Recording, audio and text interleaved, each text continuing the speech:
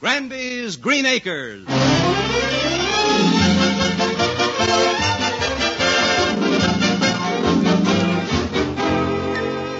Show me a man who has spent his entire life living and working in the city, and I'll show you a man who would give it all up at the drop of a hat to buy a farm. Take John Granby, for instance. Martha, a farm would be good for all of us, especially Janice. I don't like the idea of our daughter staying out till after 12 every night. Well, John, where could our daughter entertain her friends on a farm? On the front porch. That's where I courted you, remember? Mm-hmm. You always used to bring along your mandolin and play it. Yeah, I had to. That's the only way your father would leave us alone. He figured as long as he could hear the mandolin, everything was under control. But you fooled him, didn't you? Yeah. He didn't know I could play Dardanella with my toes.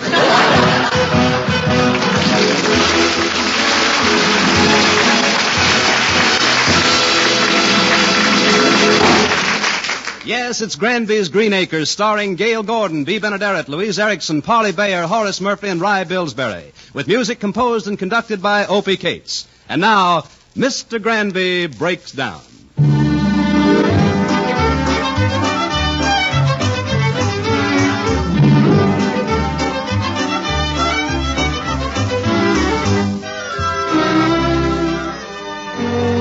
It's early evening in Doveville, the hour when the farm chores are done, and farmers are relaxing a moment before sitting down to supper. This is the picture we see in the living room of the farmhouse of Granby's Green Acres, with one exception.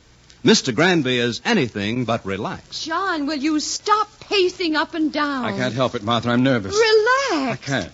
This farm is getting me down. My nerves are on edge. Sit down. They're like coiled springs. John, sit down. All right. Martha, I'm unstrung. That's the broken spring in the sofa. You were going to fix it, remember? When I get the time, I will. Martha, give me a cigarette. Cigarette? Well, you just got through lighting 4 cigarettes, one after the other. Well, what about it? They're still in your mouth. Those are my fingers. I'm biting my nail. I think I'm going to have a nervous breakdown. I can't stand the pressure of this farm work. John, it's obvious that all you need is a rest. Rest? I haven't been able to sleep in 3 nights, tossing and turning. First on my left side, then on my back, then on my stomach, then on my right side, then on my back, then on my left side. On a good night, I can make 200 revolutions an hour. I'm telling you, Martha, it's really Dinner's ready. Dude! Janice, do you have to shout? Shout. All I said was dinner is ready. There you go again. I will not have people coming in and yelling at me. I will not tolerate any shouting. Dad, what is the matter with you? What's the matter with me? It's this farm. Look, dear. A good night's sleep will fix you up. Why don't you eat some dinner and then go right up to bed? Come on. Come into the dining room. There. Janice, hand me your father's soup plate and I'll serve him. Here you are, Mother. Martha, must you make all that racket? Racket? All I did was barely scrape the ladle on the bottom of the bowl. Well, with my nerves, the slightest noise is magnified 1,000,000 times. Now, may we please eat dinner in utter and complete silence? All right, dear, all right. Martha, can't you eat your soup quietly? Quietly? I dipped my spoon into the soup without a sound. You made the noodles bang against each other.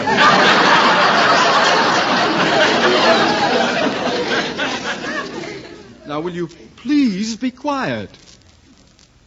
Dad, you'd better put your fingers in your ears. Why should I put my fingers in my ears? I'm going to sprinkle some salt on my meat. Janice, John, I don't... John, relax and let's eat. All right. Oh, the toast is a little burnt. May I scrape it?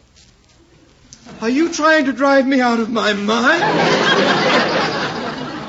Just the thought of toast being scraped gives me goose pimples. Dad, what happens if you think of a goose being scraped? Do you get toast pimples? Janice, I will not stand for any impertinence. What's that? What's what? That dripping noise. I don't hear anything dripping. Do you, Janice? No. Well, I do. Listen. Drip, drip, drip, drip, drip. Oh, that's what's doing it. What? The butter is melting on your string bean. This place is just like a boiler factory. These noises. What was that? I didn't hear anything.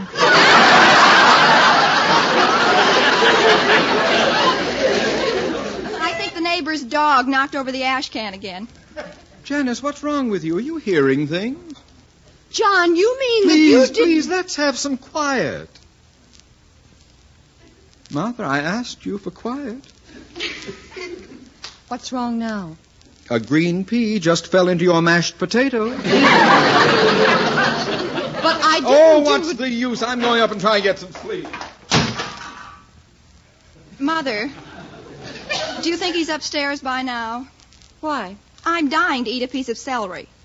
I think it's safe. Go ahead, Janice. Who's breaking up those orange crates?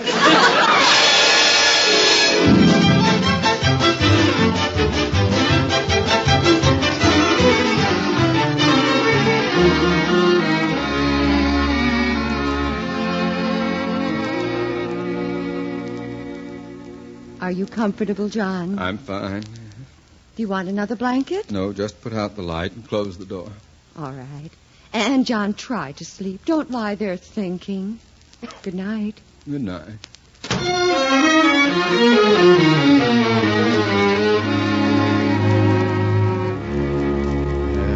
Martha's right. I shouldn't lie here and think. That's probably why I haven't been sleeping. Tonight I won't think. I'll make my mind a blank.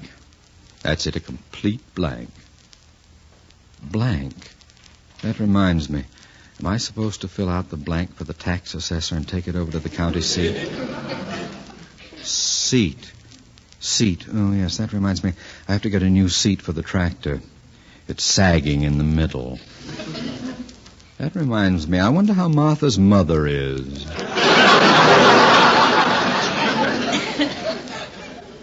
How'd I happen to think about Martha's mother? Let's see, I was thinking about a seat for the tractor, county seat, filling out a blank for the tax assessor. Oh, yeah, that's it, the tax assessor. That big, fat, loud-mouthed know-it-all. It reminds me, I wonder how Martha's sister is. Oh, I've got to get some sleep. Oh, that darn clock. Cut that out. Quiet. Shut up! Well, now maybe I can get some sleep. Oh, for the love of Pete. I'll shove the clock under the pillow here. There. That's better. Maybe I can fall asleep if I lie on my back. Back? That reminds me, I'd better send back that butter churn. It hasn't worked in months. Reminds me, I wonder how Martha's father is. Oh, I've just got to put all these thoughts out of my mind. Yeah, I'm beginning to feel drowsy.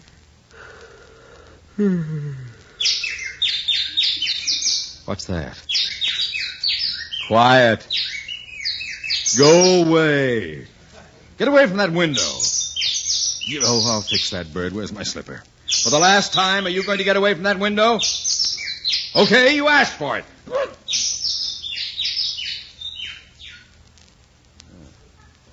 That did it. Peace at last. Got rid of the bird. I wonder where he went. Meow. Oh, no. That poor bird. Oh, well. I'll try and get some sleep. Now what?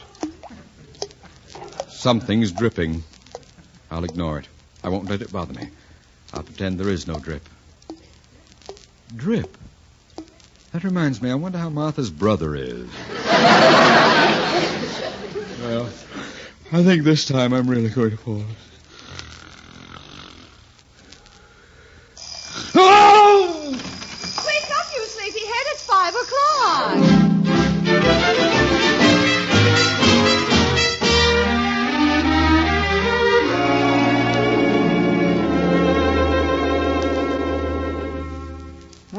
Granby. Oh, good morning, Eb.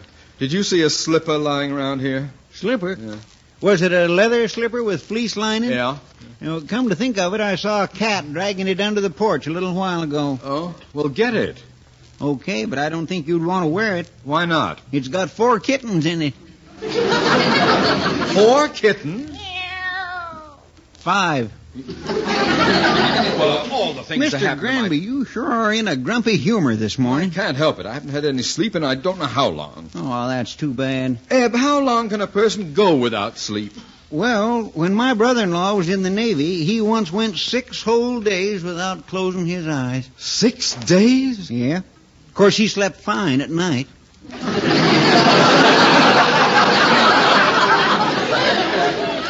Eb, I'm in no mood for jokes. If I could only get some sleep. I'm a sick man. Well, if you're sick, why don't you send for a doctor? Well, is there a good one in Doveville? One of the best. Doc Pearson just about saved my life. I woke up one night and I couldn't walk. Oh, why not? I was still in bed. Oh, Eb, I was a sick man. I was strangling. I couldn't breathe and my face was turning blue. Joe Pearson got there just in the nick of time. Oh, what did the doctor do? Cut the string on my pajamas. Eb, are you trying He to make had it... to get to my appendix. Operated on me on the kitchen table. The doc only had 15 minutes to get me off the table. Oh, it must have been a real emergency. Yeah, I was holding up dinner. Say, Mr. Granby, why don't you let me get Doc Pearson out here to take a look at you? It sounds like a good idea. I think I need some... You know? Dad, I'm driving into town. You want anything? Yes, take Eb in with you. He's going in to the doctor. Hop in, Eb. What are you going to the doctor for, Eb? For your father. Gonna have Joe Pearson come out and take a look at him. Is he a good doctor? Oh, Joe ain't a he, he's a she. Joe's short for Josephine. Eb, does Dad know? Well, no, I didn't think to tell him. A woman doctor. Oh, brother, this is really going to make Pop blow his top.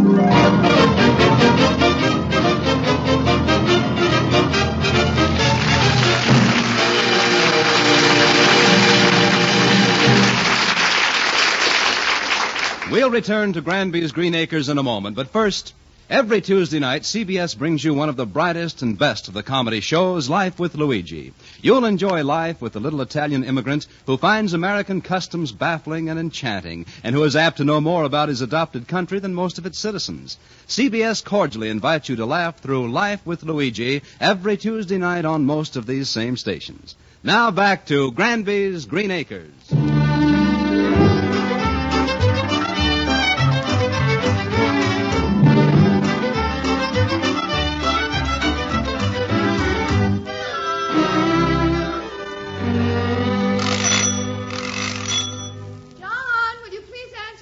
I'm lying down on the couch. Well, I'm busy in the kitchen. Oh, all right. Coming. Mr. Granby? Yes? Take off your clothes.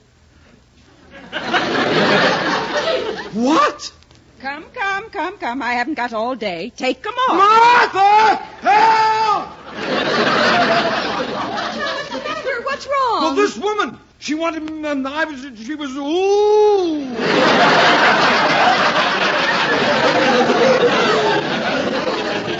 John, stop. Well, Are you Mrs. Granby? Yes? I'm Dr. Pearson. you're a doctor? Yes. Don't let this Chesterfield I'm smoking fool you. Now,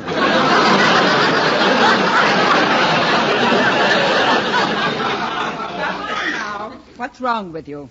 I'm not going to tell you. Oh, John, stop being silly. What difference does it make whether a doctor's a woman or a man? Well, she'll... well, that isn't... then I'll have...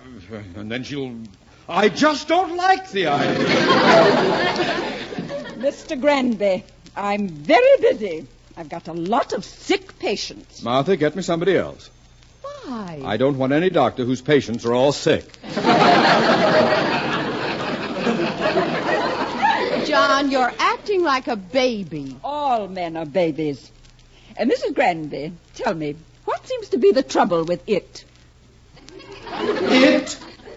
Doctor, if you're diagnosing my case, what are you asking her for? Because you men always exaggerate your symptoms. You can't stand anything. Someday I'm going to write a book about my practice. They say women are the weaker sex. I'd like to see a man have a baby. That would make a very interesting chapter. Now, let's look you over. Let me listen to your heart. How is it? Be thankful. It's beating. Look, I think that Now, let's look at your chest cavity. Now, look, I don't have Now, any... don't run away. I'm just going to tap on your chest. Please? That's so hard. Let go of my wrist. Pulse seems all right. Stick out your tongue. Further. Tongue's okay. Now, all right. You can put it back in your mouth.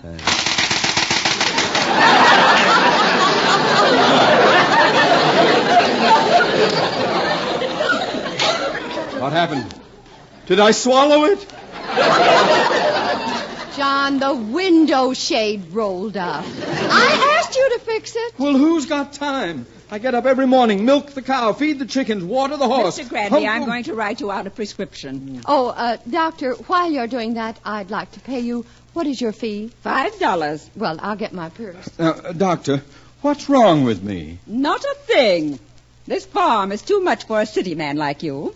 That's the trouble with you city men.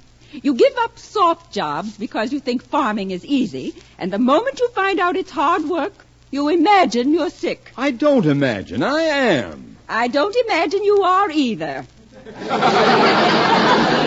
Here, get Will Kimble to fill this prescription for you. Oh, here's the money, Doctor. Thank you very much, Mrs. you. Granby. Well, I've got a lot of calls to make. Just a moment, Doctor. I want to ask you something. How did you know I was from the city and not from around here in Doveville? That's very easy for a country doctor. When I told you what my fee was, you paid it right away.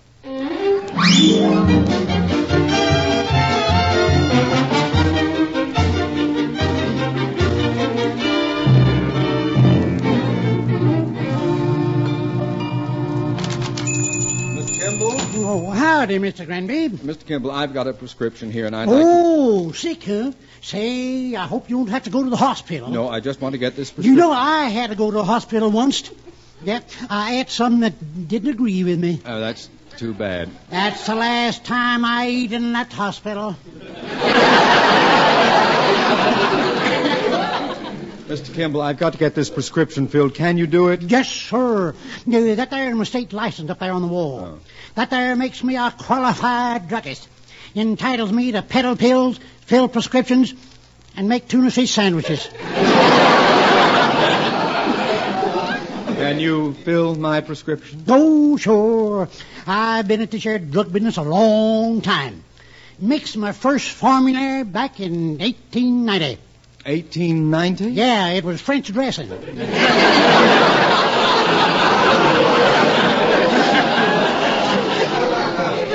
Please, Mr. Kimble. Never forget 1890. That there's the year Sunday fell on Saturday. Sunday fell on Saturday? Yep, Joe Sunday. Fell on Saturday, coming out in the saloon. Mr. Kimble, the prescription. I'm sick, tired, run down. Say, maybe what you need is some of this here iron tonic. Guaranteed to fill your blood with iron. I don't want my blood filled with iron. Well, it's a good deal. With a big bottle of iron tonic, you get this here little bottle absolutely free. What's the little bottle for? That's to prevent rust. Just fill the prescription. Okay, let me have it. You know, I mixed my first formula back in 1890. It was... Mr. Kimble, you told me about that. I know. I got a memory like an elephant. Folks around here called me Taboo. Taboo? I think you mean Sabu. He's the one who's usually associated with elephants. Well, anyone who's associated with elephants needs Taboo. Mr. Kimble, here's the prescription. Yeah. Oh, say, this here is one of Doc Pearson's. Yes. Would you please make it up? Don't have to. Got it already mixed and bottled. Doc Pearson always prescribed this year for her men patients. Yeah, here you are. Oh, thank you. Say, have you got a spoon? I'd like to take some now. I'm beginning to feel a little faint. Yeah, sure. I'll pour some out for you. Now, here. Swallow it. Thanks. How do you feel? Well, I think I'm beginning to feel better. Yes, I am. I feel stronger already. Say that Dr. Pearson's all right. She knew what I needed. What is in this medicine here? Sugar and water.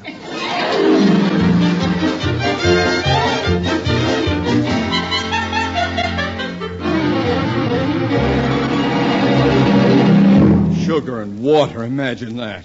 John, if the doctor thought you needed any real medicine, she would have given it to you. But what does she know? Martha, I'm sick. That's the reason I can't sleep. My mind's made up. I'm going into the city today and find a specialist. But Don't argue with me. Janice, is breakfast ready yet? In a minute, the waffle iron's heating up. Well, hurry. I've only got 20 minutes to catch the bus. I'll bring you a cup of coffee while you're waiting. I wonder who that is. Hank Stafford. How do you know? Every time we're ready to sit down to a meal, he shows up. It is Hank. I'll let him in. Martha, quick, my waffle before he sees it. John, it hasn't been cooked yet. Then bring me the batter and a straw. I've got to have some nourishment. John, you act as if Henry deliberately drops in to eat here. Don't forget he's the county agent and he visits a lot of farmers. But not at mealtime. Well, he comes here because of Janice. You know that he likes her, and she's certain... Good morning, Hank. Morning, Mrs. Granby. Good morning, Henry. Morning, Mr. Granby. Oh, what a day. Isn't it great to be alive? Are you? John. Did you have breakfast yet, Hank? Oh, sure. Early this morning. Well, sit down, drink a cup of coffee, and keep Mr. Granby company while he eats. He has to catch the bus to the city. I'll see if the waffle iron's hot enough yet. I'll get you a cup of coffee, Hank. You and Dad chat a while. Thanks. Well? Yes. Yes? Well? Young man, you have a very limited vocabulary. Well? He should drop in one. So you're going to the city, Mr. Granby? Yes, I am. Business? No. Visiting? No. Pleasure trip? No. Of course, it's none of my business. I thought you'd catch on sooner or later. Oh, thank you, dear. Thank you. You're sure you don't want one, Henry? No, thanks. I've Pass had... the syrup, Hank. Yes, sir. Here you... Say... Give me that waffle, Mr. Granby. I will not. I don't want to eat it. I just want to fix it for you. I can fix it myself. Pass the syrup. Not like I can fix them. No, thanks. Pass the syrup. But I learned a great way to fix them in the Army. Pass the syrup. John, let him fix the waffle for you. But, Martha... Go ahead, John. Well, of all... Here. Thanks. Mr. Granby, would you mind letting go of the plate? I just want to be sure I get it back. Don't worry, you will. Now, watch me. First, I pour the syrup on. I always put the butter on first. Oh, that's where you're wrong. The syrup should go on first. I like the butter first. It doesn't taste as good. I like it. But this is the way we did it in the Army. Then why don't you re-enlist? Mr. Granby, let me finish, and then you try it. Now, first the syrup. May I have my waffle? Now the butter. My waffle, please. More syrup. My waffle? And a tiny bit more butter. There. Now, doesn't that waffle look good? I can't see it through the tears in my eyes. Well, wait till you taste it. Boy, I wish I was eating this. Henry, why don't you? Martha! I'll fix you another one, John. Janice, put another waffle on. All right, Mom. Go ahead and eat it, Henry, before it gets cold. But what about Mr. Granby? Won't he miss his bus? Oh, no, he's got plenty of time before he has to go. Haven't you, John? Oh, sure. I've got plenty of time before I have to go. If I don't get something to eat, I'll go before my time.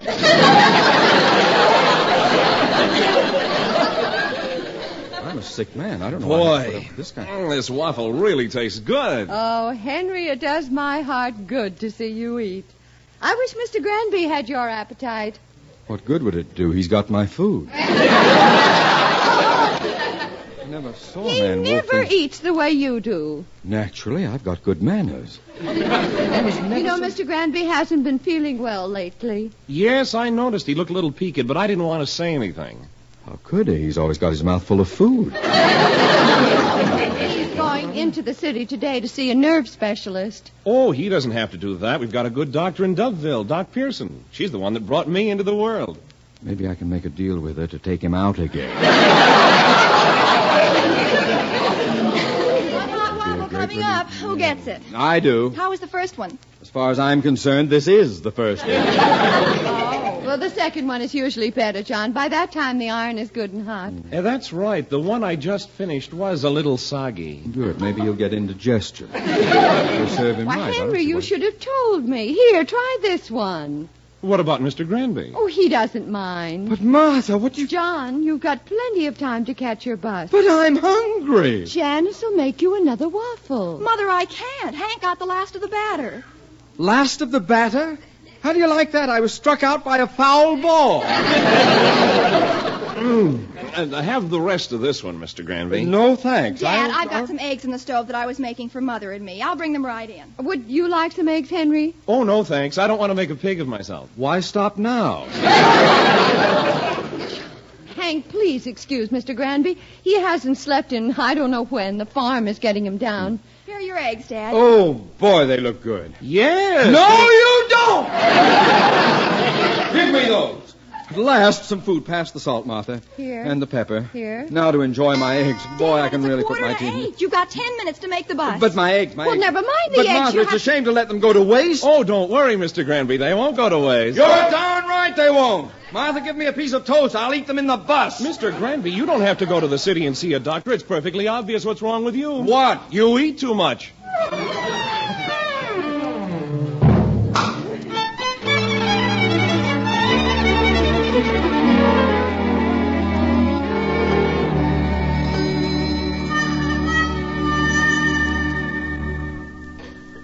Well, Dr. Conread, what's the verdict? Mr. Granby, my examination of you shows several things. Several things? Yes, one thing puzzles me. You seem to be suffering from malnutrition. Don't you get enough to eat? Not when I eat at home, no. What else is wrong, Doctor? Well, your heart, your liver, your lungs are all right. Oh, that's good news, but why can't I sleep? Well, since you have never been my patient before, I know very little about you, but the trouble seems to be more mental than physical. Tell me, what was your occupation for the past 20 years? Well, now, let me see. I started working in the City National Bank when I was 22. Mm-hmm. I ran a comptometer for 6 years. Then I was promoted to assistant teller. I see. 8 years later, I was made assistant cashier. Mr. Granby, And then you don't have to tell me anything more. I know exactly what is wrong with you. What? You need an occupational readjustment. An occupational readjustment? Yes, you should get out of the city and buy yourself a farm. Doctor, Yes? I'm going to kill you.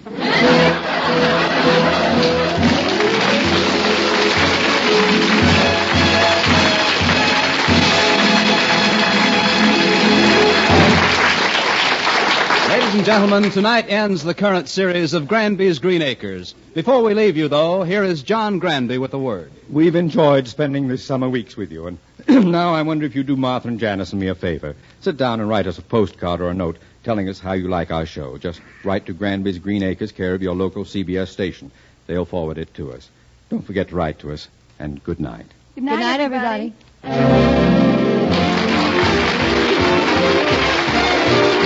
You have just heard Granby's Green Acres, starring Gale Gordon, B. Benaderet, Louise Erickson, Parley Baer, Rye Billsbury, Horace Murphy, and Gale Bonney. Granby's Green Acres was written by J. Sommers and Jack Harvey and was directed by J. Sommers. The assistant director was Bob Shue. Sound effects were by Billy Gould and Ray Erlenborn. Engineer was Pat Walsh. Music was composed and conducted by Opie Cates. This is Bob Luman speaking. This is CBS, the Columbia Broadcasting System.